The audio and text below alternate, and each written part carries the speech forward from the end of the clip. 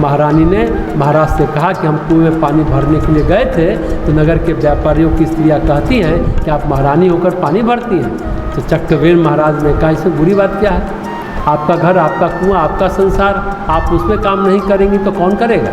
हम क्षत्रिय हैं, हम तो दूसरों की सेवा करते हैं, दूसरों से सेवा लेते थोड़े ही हैं। लेकिन महारानी का मन नहीं माना। नगर की महिलाओं ने, नगर की स्त्रियों ने उनको जो सिखाया बतलाया था, उसके कारण महारानी हट पकड़ ली कि अब हमको कुछ तो आभूषण चाहिए ही। महाराज ने सोचा कि आभूषण के लिए हमारे पास तो पैसे हैं नहीं, हमने तो रखा नहीं धन, और धन किससे लें, राज्य का धन तो प्रजा पालन के लिए है, किससे धन लें हम। इसलिए जो सबसे ज़्यादा धनवान है उसी से धन लेते हैं। उन्होंने कहा कि रावण की लंका सोने की है, इसी से धन लिया जाए। उन्होंने अपने मंत्री से कहा कि रावण के पास जा कर के कर मांग। रावण तो सबसे कर मांगता था, लेकिन महाराज चक्रवेण ने मंत्री से कहा कि तुम आज रावण के पास जाकर उससे कर मांगो और कहो कि महाराज चक्रवेण ने तुमसे कर मांगा है। तो बोले कि रावण के पास तो बहुत सोना है और निरर्थक सोना है, और वो प्रजा के कल्याण का कार्य भी उतना नहीं करता है, वो सोना दे देगा तो महारानी को आभूषण बनवा देंगे। इतना वह कह रही है तो चलो इतना कर लेते हैं। तो महाराज चक्रवेण का मंत्री गया रावण के दरबार में कि मैं अयोध्या के राजा का दूत बन कर के आया हूँ। रावण ने कहा बताओ कौन महाराज? चक्रवेण।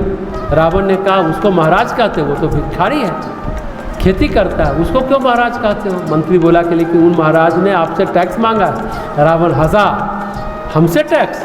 हम इंद्र से टैक्स लेते हैं, ऋषियों से टैक्स में खून लेते हैं, हमसे कौन टैक्स लेगा? मंत्री बोला या तो आप टैक्स दो या तो आप महाराज चक्रवेण के कोप का सामना करने के लिए तैयार हो जाओ। रावण बोला कि अच्छा, महाराज चक्रवेण के पास इतनी सेना है कि हमारा सामना करेगा? मंत्री बोला कि सेना तो छोड़ो, उनका नाम ही बहुत है। रावण ने कहा अच्छा, नाम से हमें पराजित कर दोगे? मंत्री बोला कि एक बार सोच लो। रावण ने कहा हम नहीं देते टैक्स, और देखे कि तुम हमें कैसे पराजित करते हो। उस मंत्री ने कहा उसमें उनका नाम ही पर्याप्त होगा, हमारे महाराज इतने तपस्वी हैं, उनके पास इतनी तप की ऊर्जा है, उनके पास शील की बल की ऊर्जा है, उनके पास क्षत्रियत्व की ऊर्जा है, उनके पास देवों की कृपा है, ईश्वर की कृपा है। रावण ने कहा कि ये सब कहने की बातें होती हैं, तुम हमारा क्या बिगाड़ लोगे? अकेले मंत्री, तुमको तो हम बंद करके कैद में डाल देंगे। मंत्री ने कहा कि ठीक है, अगर आप टैक्स नहीं देते तो महाराज चक्रवेण की मैं दुहाई देता हूँ कि उनके नाम के प्रताप से तुम्हारी लंका का उत्तरी भाग गिर जाए, ध्वस्त हो। मंत्री ने जैसे ही ऐसा कहा, लंका का उत्तरी भाग गिरने लगा। मंत्री फिर से बोला अभी भी सोच लो रावण, टैक्स तुमको देना पड़ेगा, हम खाली हाथ नहीं लौटेंगे। रावण ने कहा हम टैक्स नहीं देंगे, ये संयोग हो गया होगा। तो ठीक है, हम अब कहते हैं कि लंका का पूर्वी भाग गिर जाए। ऐसा कहते हैं लंका का पूर्वी भाग गिरने लगा। रावण बोला कि ये कैसे हो रहा है? उसने अपने नाना से पूछा, नाना माल्यवान लंका में रहते थे। रावण ने उनसे कहा ये कैसे संभव है, किसी के नाम से इतना सब हो रहा है? नाना ने कहा कि नाम नहीं, उनके तप की ऊर्जा है, उनका तप इतना भारी भरकम है।